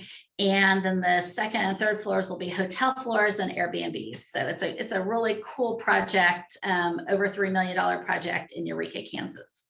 So when you start thinking about a project like this, you have to think about, okay, do we have the staff? Do we have the manpower? Who's going to, there has to be someone on top of the grant project to make sure that a project director, somebody who makes sure that everything gets done as it's supposed to be. Do you have the expertise? And that's fine if you don't have the expertise, if you don't know what to do, because the windows are broken out and the pigeons are coming into the hotel, which was exactly what was happening. But how can you find the expertise to help you? We had a very good environmental staff and some architects who helped us on this project. Does your organization have financial soundness? And grant funders often ask you to submit your organization's 990, which is your tax return. They want to make sure that your organization is financially sound and that you're going to be able to complete this project. Sometimes grants are reimbursement grants, and so you have to put the money up front, and then the grant funder will give you back a reimbursement after you submit your receipts. So do you have financial soundness to complete this project? The next question I like to ask is ownership. Again, I'm using this Greenwood Hotel project as an example because it was owned by 3 sisters and one of them had passed away, but she was still on the deed. And so there was some ownership issues for the organization, which is the Greenwood Preservation Society, to get ownership of this building. They couldn't write any grants until they had the ownership issue under control. Price, when you first start talking about a project, is a great time to start putting together your budget for the project. How much is this going to cost you to renovate a building, to implement some kind of program, to hire staff? Often in grants, you have to put bids in. You have to get 3 bids on, especially on construction projects, you have to have 3 bids. So when you're first starting your project development, start gathering your information on what things are going to cost. Do you have flexibility? Sometimes things happen when you're working on a project that are out of your control. And it maybe a tornado might come through, which is exactly what happened in Eureka. Actually, 2 tornadoes came through. Luckily, they didn't hit the Greenwood Hotel. But if it would have, do you have the flexibility to maybe change your scope of work, to change your timeline? Do you have flexibility in your project? If you're waiting till you're out of funds and you either get a grant or your organization is going to go under, that means you do not have flexibility, that you're at your last leg. And so grant funding for you at that point is probably not what you need. You may need to do some type of other fundraising event to raise some funds. And then the last thing I want to talk about is sustainability. And I'll talk about this also a little bit later in actually grant writing. But so let's say you get $3 million to renovate the Greenwood Hotel. Well, there's still other costs. There are maintenance costs, the utilities need to be paid. You need to buy insurance for your building. So how are you going to fund things that are still going to have a cost after the grant funds end? And grant funders want to know that. They want to know how your project's going to be sustainable in the long run. Unfortunately, you cannot get grant funding year after year after year after year for the same project. So a lot of times grant funding is what they call seed money. So you get it one time, it helps get your project off the ground, or it helps renovate this building, but then you have to figure out how the project is going to be sustainable. So these are just some things to think about when you're getting your ideas together and getting your project developed. Okay, how do you find sources of grant funding? So this is fun for me. My, I kind of like nerdy things like this, like finding sources of grant funding. So let me tell you how you do that. Some people may not like the research part of the grant writing, but I do enjoy that. So if you're looking for grants from the federal government, the website is grants.gov. Very simple website, but more complicated actually in usage. So you can go to grants.gov and you type in your keywords of things that you need funding for. So let's say it is a community development project, or it's a building expansion project. So you can type in different keywords into their search engine, and you can also type in your geographic location, and the grants that are available from the federal government will come up. Now, funding from the federal government, they like to fund larger projects. I'm sure some of our partners who were on here earlier today would say that also. They like to fund large projects. They like to fund projects that cover half of Kansas, or a fourth of Kansas, or all of Kansas. So they like to fund projects that have lots of people, lots of beneficiaries, lots of people that are being served from their project. I don't want to discourage you, but it is hard to get federal grants for small rural Kansas. The town I live in that has 200 people, it's hard to get a federal grant for a project in that town, just because our population is smaller. So I don't want to discourage you, because there are ways to apply for federal grants. You could partner with some other communities or like-minded organizations and cover a larger part. At one time in my career, I wrote grants for a consortium of 8 colleges, which included all of the community colleges in Western Kansas, Kansas State University, and Fort Hays State University. So each of those colleges could get a grant on their own, but when they combined them all, that covered 2/3 of the state, 3/4 of the state. And so it was a much larger project, and it was easier for us to get federal grant funding for those projects. Okay, the next one I want to talk about is state grants. The way I wrote that, it says Kansas state grants. It's not like Kansas State University. It's like the state of Kansas. I should probably switch those around. State of Kansas grants. And you heard from many of our funders or our partners earlier today talking about some of these grants. Those grants can be found at grants.ks.gov. So you can go in there and search for grants. Okay, now I'm going to get into private foundation grants, which truly are more what I focus on, is writing grants to private foundations. There are 2 databases that I use the most to do that. The first one is called the Foundation Center Online. I'm going to click on that and show you what it looks like. Okay, so this is a subscription-based online directory. You do have to pay to play. You have to pay to have a subscription to this. They do have opportunity for you just to subscribe to it for 1 month. So if you had several grant projects that you were interested in, you could just log on and pay for a 1 month subscription. I think it's like $30 for 1 month. And you can search grants for that whole month. Use up every single day searching grants. It'll be lots of fun. I subscribe through my work for the professional version constantly because I'm always looking for grants.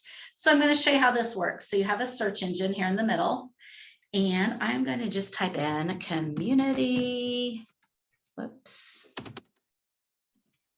development. I'm just going to hit search. And then Shannon, we can't see the screen that you're trying to show on your search, if that's what you're trying to do. Oh, I wonder why. I thought maybe, okay, maybe I need to share this one. Huh.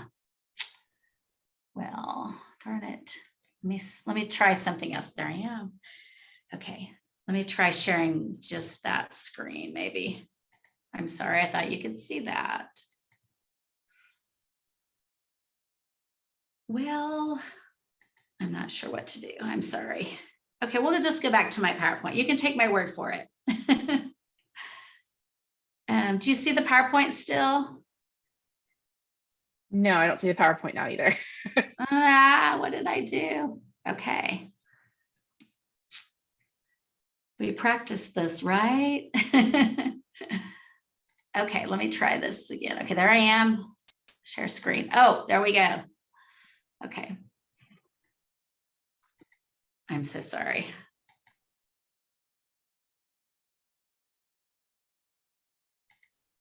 Are you seeing my screen now? Yes, we can see your PowerPoint again. I'm going to go through it here, and I'm just going to talk this through instead of showing. I thought I could show you how to do it. Okay, so the Foundation Center Online is the one that I thought I could show you. It has a search engine. You can type in what your project is. You can do a geographic search, and it will pull up all the sources of funding for that specific project. It'll tell you who the funder is and how to apply for the grant. Most of them nowadays have online applications. And there's also a lot of other really good information on the Foundation Center Online. So let's say you pull up a specific grant funder. I'm going to use the Sunderland Foundation, which is one here in Kansas that funds lots of projects in Kansas, the Sunderland Foundation. You can actually pull up their 990, their tax return, and see exactly who they have funded in the past and how much money they have given. And so that's kind of powerful. If you have a similar project, it helps you decide how much you can ask from that particular funder. The second website that I have on here, and I will share my PowerPoint with you after the project. This is a list of all of the private foundations specifically in Kansas. So this is a great list of private foundations in Kansas. The Kansas Health Foundation, the Sunflower Foundation, the Sunderland. Like I said, there's lots of them. You can search them geographically for your area. There's several community foundations in Kansas that might be a good funding partner for your project. And I just use both of these resources quite a bit to help find grant funding. And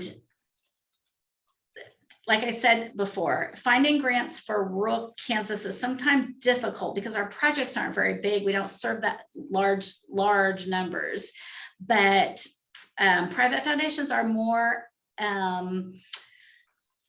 possible. The possibility is greater for private foundations to fund your specific project in a small rural community. Recently, I applied to the Sunderland Foundation for a rural fire department that seriously has 6 firefighters on it. That's a very small project, but it's important to that community. It's very important to that community. And they need to build a new fire station because it's too small. And the fire trucks are parked like an inch apart inside this, and they have to kind of put them at an angle in different ways to get all the fire trucks in. And so there's the response time is greater because they have to rearrange all these fire trucks to get them all out of the building at one time. And of course, that is a safety issue in their community. The response time is slow because of that. And so we were able to secure a grant for them through a private foundation to help them build a new fire station. Okay, so that's how you find grants. How do you write grants? Some more fun. If you like things like this, like I do. Okay, so most grant funds. So let's say you found a source of funding. You found a funder who might fund your project. You've looked at their tax return and they've funded similar projects in the past, and you know how much you want to apply for.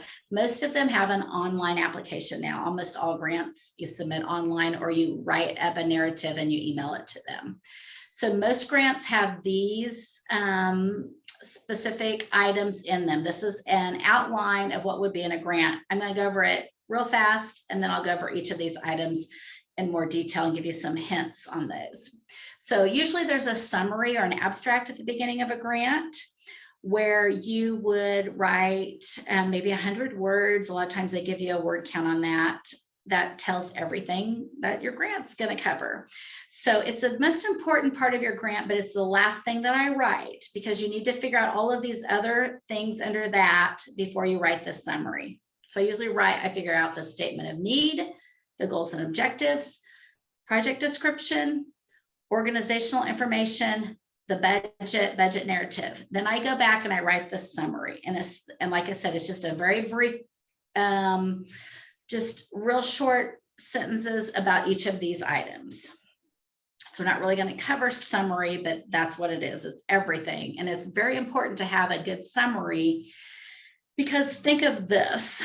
If you're a grant funder and you've been giving 100 applications to read, and you have to decide which 8 you're going to fund, what are you going to read first when you go through the 100 applications? You're just going to read the summary. So that's why your summary is super important, because it's often the first thing that the grant funders read, and maybe the only thing that they read. So it's very important.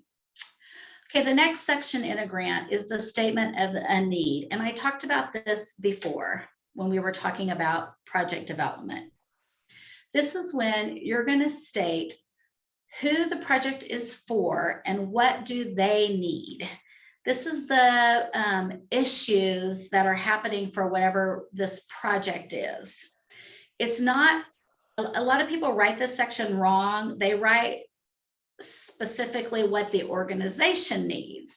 So let's say I'm writing a grant for computers. Let's say I need, my organization is, we are going to combat dropout rates in the school. So we're going to implement some kind of studying program. And so we need computers. So we need to write a grant for computers. But that's not really what my project is about. It's not about that my organization needs computers. It's about high school students need to stay in school and not drop out of school. So when you write your statement of need, it's who the project is for and what are their needs, what are their issues that are going on. And then you describe later what all you're going to do to address this. But in the statement of need, you're going to state who is the project for and what are their issues, what are the things that they are needing. Okay, the next section in a grant is your goals and objectives. So I always like to state my overall goal of the whole project. Like, what am I hoping to accomplish? What am I hoping to achieve? What is my overall goal? And then you want to break that down more and have some objectives. When you write objectives, the way that I like to remember them, to write them, is that you're going to increase good stuff and you're going to decrease bad stuff. So let's talk about what would that mean. So you're going to increase good stuff, like we're going to increase graduation rates. We're going to increase the number of visitors to a museum. We're going to decrease obesity rates. We're going to decrease the dropout rates. So when you write objectives, think of those two things. And of course, you're going to want to put a specific number or a percentage. Grant funders love that. They love that in reporting. They want to see that you're making an impact with your project. So what good stuff are you increasing and what bad stuff are you decreasing in your grant?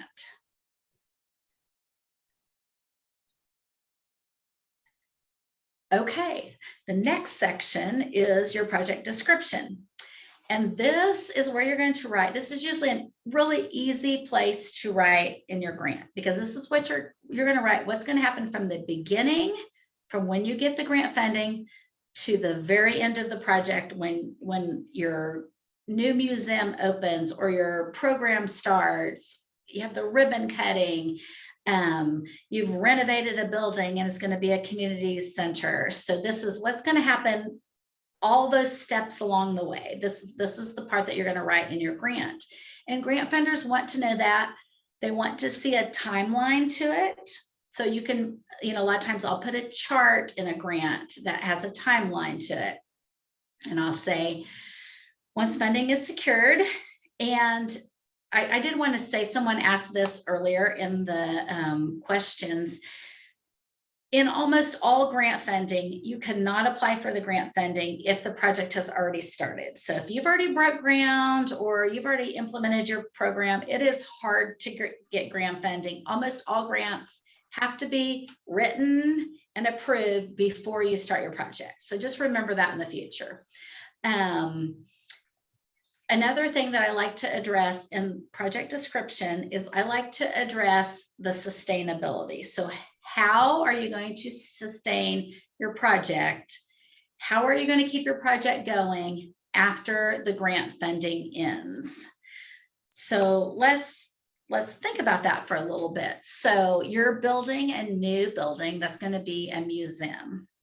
And so you're going to track the number of visitors that come into your museum, and the grant funds paid for the museum, paid for the displays. You raise some matching funds to go along with that. So how are you going to sustain this museum? Because you have to pay the utility bill, you have to pay the insurance. Somebody is going to work at the museum. There's going to be other things that you're going to need to purchase. So how can you sustain that museum in the future? So usually if I'm teaching a workshop with people in it, I ask them that, and everybody throws out great ideas. So I'm going to throw out some great ideas for you. So here's some great ideas on how to sustain a project. So you can say that you're going to start charging an admission fee, so pay to play. Or if you're implementing some type of program, maybe you do it the first year free, but then after that, people will have to pay a fee to participate in the program. So you'll be generating some income. Maybe you're going to have an annual fundraising event, and you project that the fundraising event will raise $30,000, and that's enough to pay for your ongoing expenses. Or maybe you're a part of a bigger organization, and the organization is going to be able to absorb the ongoing fees or maintenance or utilities in the future. So you want to have some type of sustainability plan written in your grant. And this is one of those, there's a few key things that are really going to help you get your grant funded. And this is one of them. The first one was outlining who you're serving and what are their issues, but this one here is going to help you get your grant funding. Most people do not write a sustainability plan in their grant applications. So if you were the funder and these grants came in and you're reading these grants, they're all going to build a building, but one of the person wrote about how they're going to pay for the utilities, pay for the insurance, pay for maintenance in the future. Which one would you fund? You're going to want to fund the one that has the sustainability plan, because once you build this building, you want it to continue. So sustainability is a very important part of grant writing and something that you need to think through, and you need to document that. So maybe your plan is to have a fundraising event. So plan that fundraising event out and make that part of your grant application to show them we've planned this out. This is what we're going to do. We're going to do this event.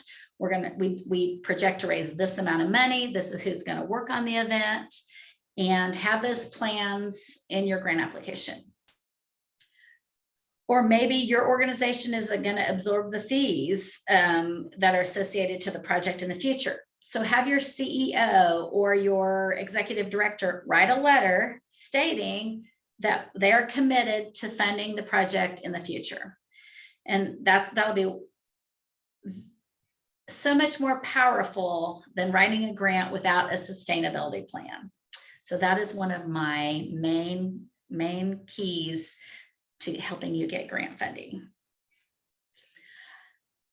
Okay, the next part of a grant, and this is in every single grant application, they want to know your organizational information. So they want to know about your organization. And when I've written for grant applications for the same organization over and over again, you just have to write this one time, and then you have it for every grant. So you want to write about your organization. When did your organization start? What's your mission statement? What's your governance? Explain your experiences, especially if you have an experience that is similar to the project that you're doing. So back to the Greenwood Hotel, that organization is also renovating another building on downtown Eureka called the Red Owl Building. It's a really cool building also. It's falling in, they're renovating that. Well, I would feel pretty confident that they're going to be able to accomplish it just looking back at what they did with the Greenwood Hotel. So you want to explain your experience, and maybe it's not the organization has the experience, maybe yourself as the grant writer, you have experience in organizing a similar project. So you want to write about that. Oftentimes with grant applications, I attach resumes of the people who will specifically be working on the grant project to show that they have the experience needed to complete the project. Again, once you write organizational information, you can write on one page, you have that for every grant. I used to work for the Via Christi Foundation. I had the Via Christi Foundation's, all their history. It was just a one pager. I would plug that into every single grant that I wrote. I didn't have to write that again after I wrote it one time really good. So you can do that also. Okay, we're going to talk about the last part of grant writing, and that is your budget. So mostly budgets are written in what's on a spreadsheet. Usually there's some kind of format or a spreadsheet attached to the online applications.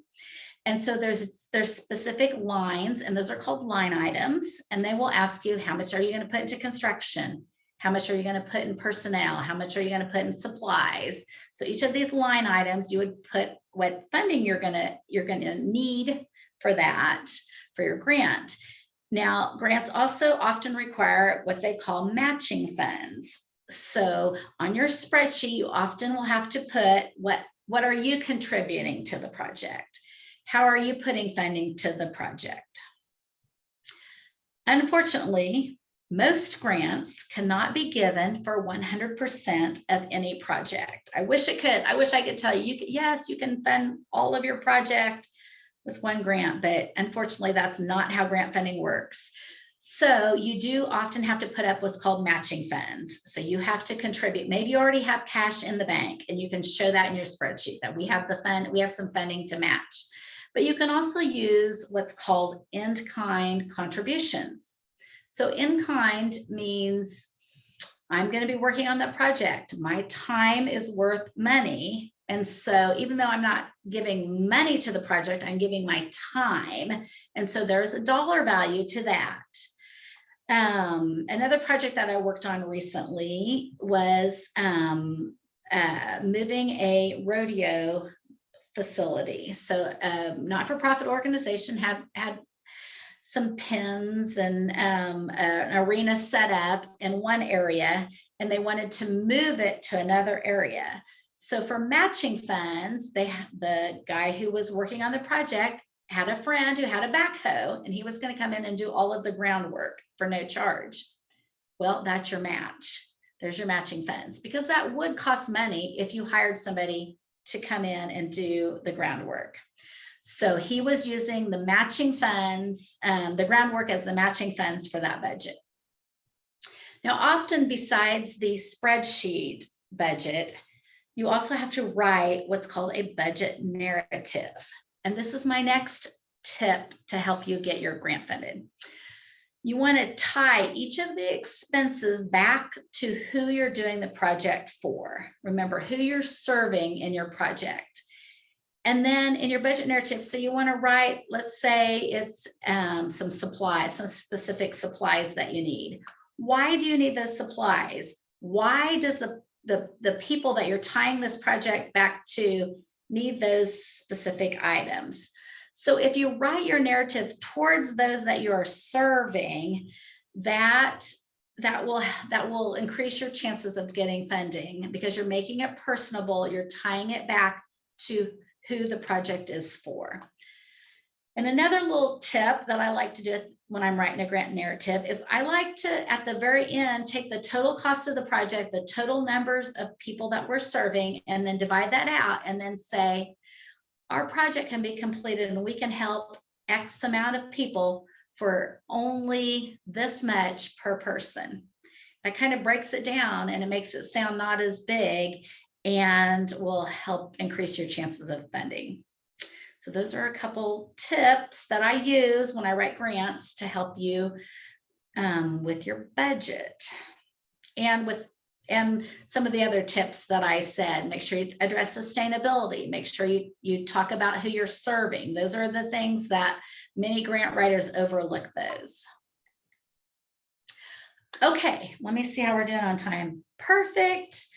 We'll be done in just a couple minutes and then we'll have a few minutes for questions. So grant management is the last section that I want to talk about. So you put your project together, you found sources of grant funding, you found some great foundations or governmental grants that you're applying for, you wrote your grant. Now, how do you manage that grant?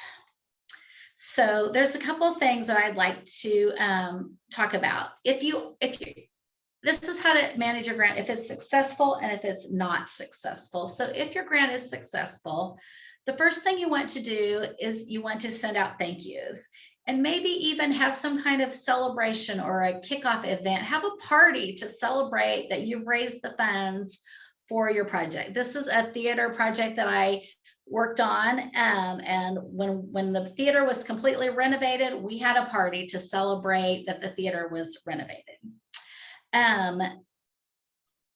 If you do receive grant funding, they'll often send you a contract that you need to read and make sure that you're aware if there's any reporting requirements. A lot of grants do have quarterly reporting, annual reporting, end of the project reporting, where you have to show what you accomplished.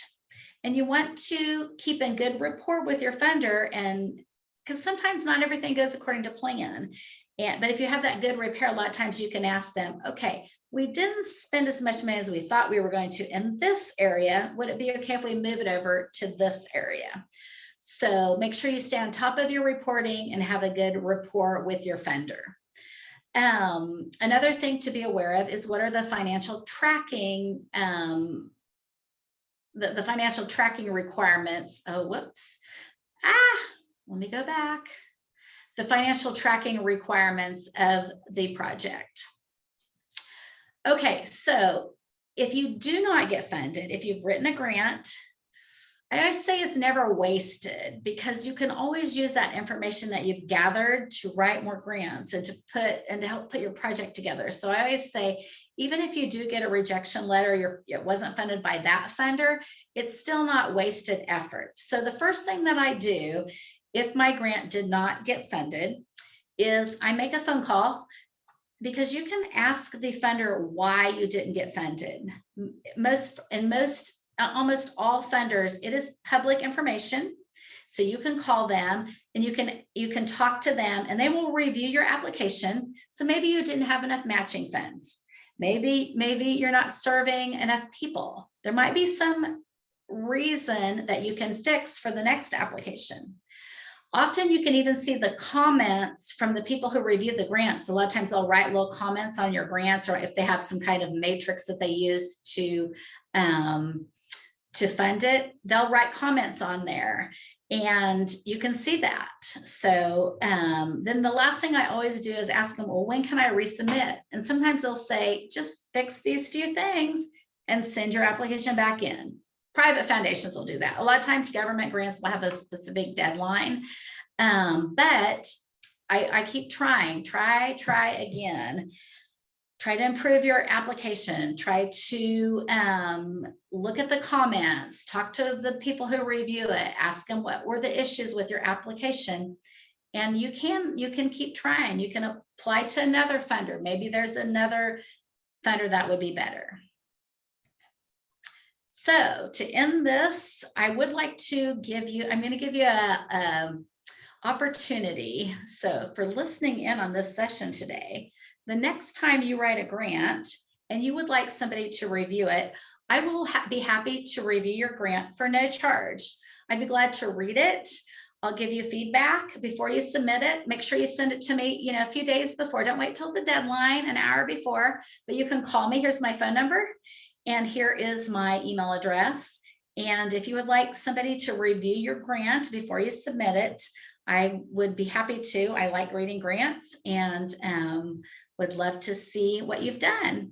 And even if you just have any questions, you can call me or send me a message, and I'd be happy to talk to you. So that concludes my presentation, and I don't know if there's any questions.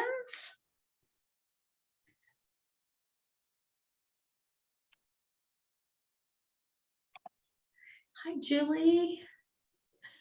Shannon, I don't see any questions, but I think you have wowed everyone, and you definitely are being very generous with your time by offering to do the grant review. That's amazing. I will. I'd be glad to. There is a comment Elizabeth put in here, and Shannon, your comments as well. So reading through annual reports of different foundations and seeing their list of projects is also another way to understand where, who, and how a foundation likes to fund. So do you lean on those annual reports too? Yes. I mean, I completely research funders. If I find a specific funder, I'll Google them. I'll read their annual reports. I read their tax returns, and I'm trying to find, maybe there was a similar project they funded 5 years ago, and maybe you can call that community and ask them questions. How did that go working with this foundation? How much money did you receive? Do you have any tips for me? And so there's a lot of good information out there about foundations because it's public record, and you can review that and get a lot of good information to help you write a very successful grant. Shannon, Kathy Mitchell asked again for you to just introduce which organization you're with and a little bit more about your role. Okay, so when I first signed up to do this presentation, well, I'm a freelance grant writer. I've been a freelance grant writer for 30 years, and I have my company is called Professional Grant Services. And so I am a grant writer for hire, grant research. But since I agreed to do this presentation, I did go to work for Kansas Farm Bureau, and I am their assistant director of their foundation and ag education, but I also do some grant writing on the side. So I am still available if you want. And like I said, I'm happy to just discuss any projects or read a grant if you write one. Excellent. Can you tell us? Yeah, technically I am with an organization, but I also do some freelance grant writing too. So. Very good. Can you tell us a little bit about the Farm Bureau Foundation and what communities might want to know about that resource? Yes, that's good. So I'm not sure if you're familiar with Kansas Farm Bureau. A lot of people think that's only insurance, which it is insurance, but there's a membership side of Farm Bureau. So if you have Kansas Farm Bureau insurance, you pay a membership fee to belong to the overall organization. Even if you don't have insurance, some people just belong to Kansas Farm Bureau. They just paid it's around $50 per county to be a member of the local Farm Bureau. And Farm Bureau has 3 main pillars. So one of them is advocacy. So Farm Bureau does lobby, and they develop policy that's favorable to agriculture. The second one is education. So we have lots of programs where we go into the schools and teach children about agriculture. We set up at the farmers market. There's lots of types of programs. And then the third one is service, and it's community service. And so Farm Bureau will actually put manpower and funding behind community service projects. Specifically the foundation, I should say this, specifically the foundation, Kansas Farm Bureau Foundation, does have some grant funding available it's from the state funneled down to the county Farm Bureau organizations to do ag education projects. So there is that opportunity if you have a project that's related to agriculture. So you just want to contact your local county Farm Bureau coordinator to get that ball rolling. Perfect. That's a great resource. Does anyone else have questions for Shannon before we turn it back over to Carrie and the Office of Rural Prosperity team? Well, thank you, Shannon, for sharing your wealth of knowledge, and wow, 30 years of grant writing experience. So wonderful resource that you are for South Central Kansas. Do you get to office down in Cowley County still in your role with Farm Bureau? I do. I work from home. I have a remote working job. Although today I did come to the Winfield Library because we do have a broadband issue where I live, and I was worried I wouldn't be able to stay connected the whole presentation. So I came to the library to present from here today. And that was a great resource for me.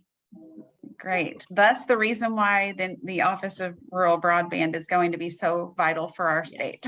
Yes, exactly.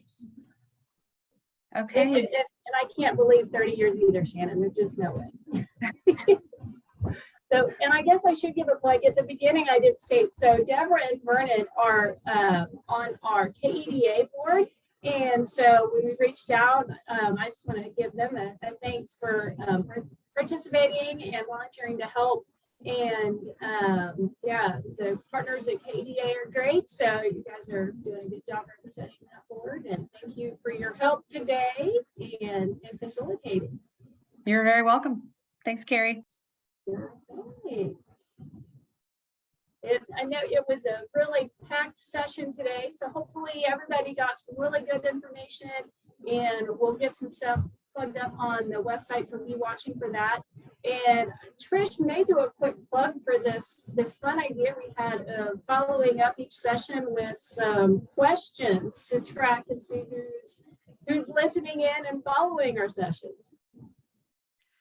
So one of the things that we're trying to do is look at ways that we can support you in your endeavor to support your community, and whether that's adding something to your resume or putting something in front of your city or county commissions to say, hey, I've gone through this training. The only way we can do that is to see that you actually did the training. So what we're going to be adding on to some of the end of our sessions, and we'll be sending it out an email to all of our registrants, is just a short quiz, nothing intense, that our contributors who help participate with these panels will be sending us some information, and we'll be sending that out to all of the panelists as well. And then if you take the quizzes with each video that you watch, whether that's on demand or live, if you complete every session, you'll be able to get a certificate. Then you can say that you completed the Grassroots Economic Development Training. And so we're excited to offer that to help support you and your endeavors. But also there'll be some prizes for those of you who do complete all the sessions that I anticipate us announcing at the end. So I would stay on top of them once they roll out, so that you don't have to do 10 tests on top of it. We had a question in the chat if it's eligible for Grassroots 101, and yes, we'll do the same thing for Grassroots 101. So it'll probably be Carrie and I making those quizzes because it's past time now. But I appreciate everyone taking the time and doing this training. And our goal here is to grow the capacity of our rural communities. And our communities in general, I guess not necessarily rural, but if you're an up and coming person that is in the state of Kansas and wants to do good in your community, we're hoping that this training really helps you. So look for that. Those emails will be going out soon to start gathering that information and create those little quizzes for you. But I will say we've already ordered the swag for the prizes at the end. So I'm excited for everyone to see those once they get completed. So thank you all so much. I appreciate your time.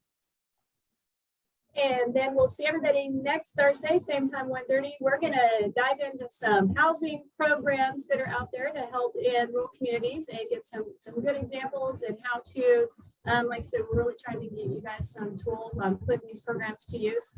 And if you have any questions, I know kind of when we're going through these, especially when we're trying to get a lot in 2 hours, it's hard to think of all the questions at the time. So if something comes up to you, at any time, ruralcanprosper@ks.gov. Just drop us an email and we'll get a response back to you.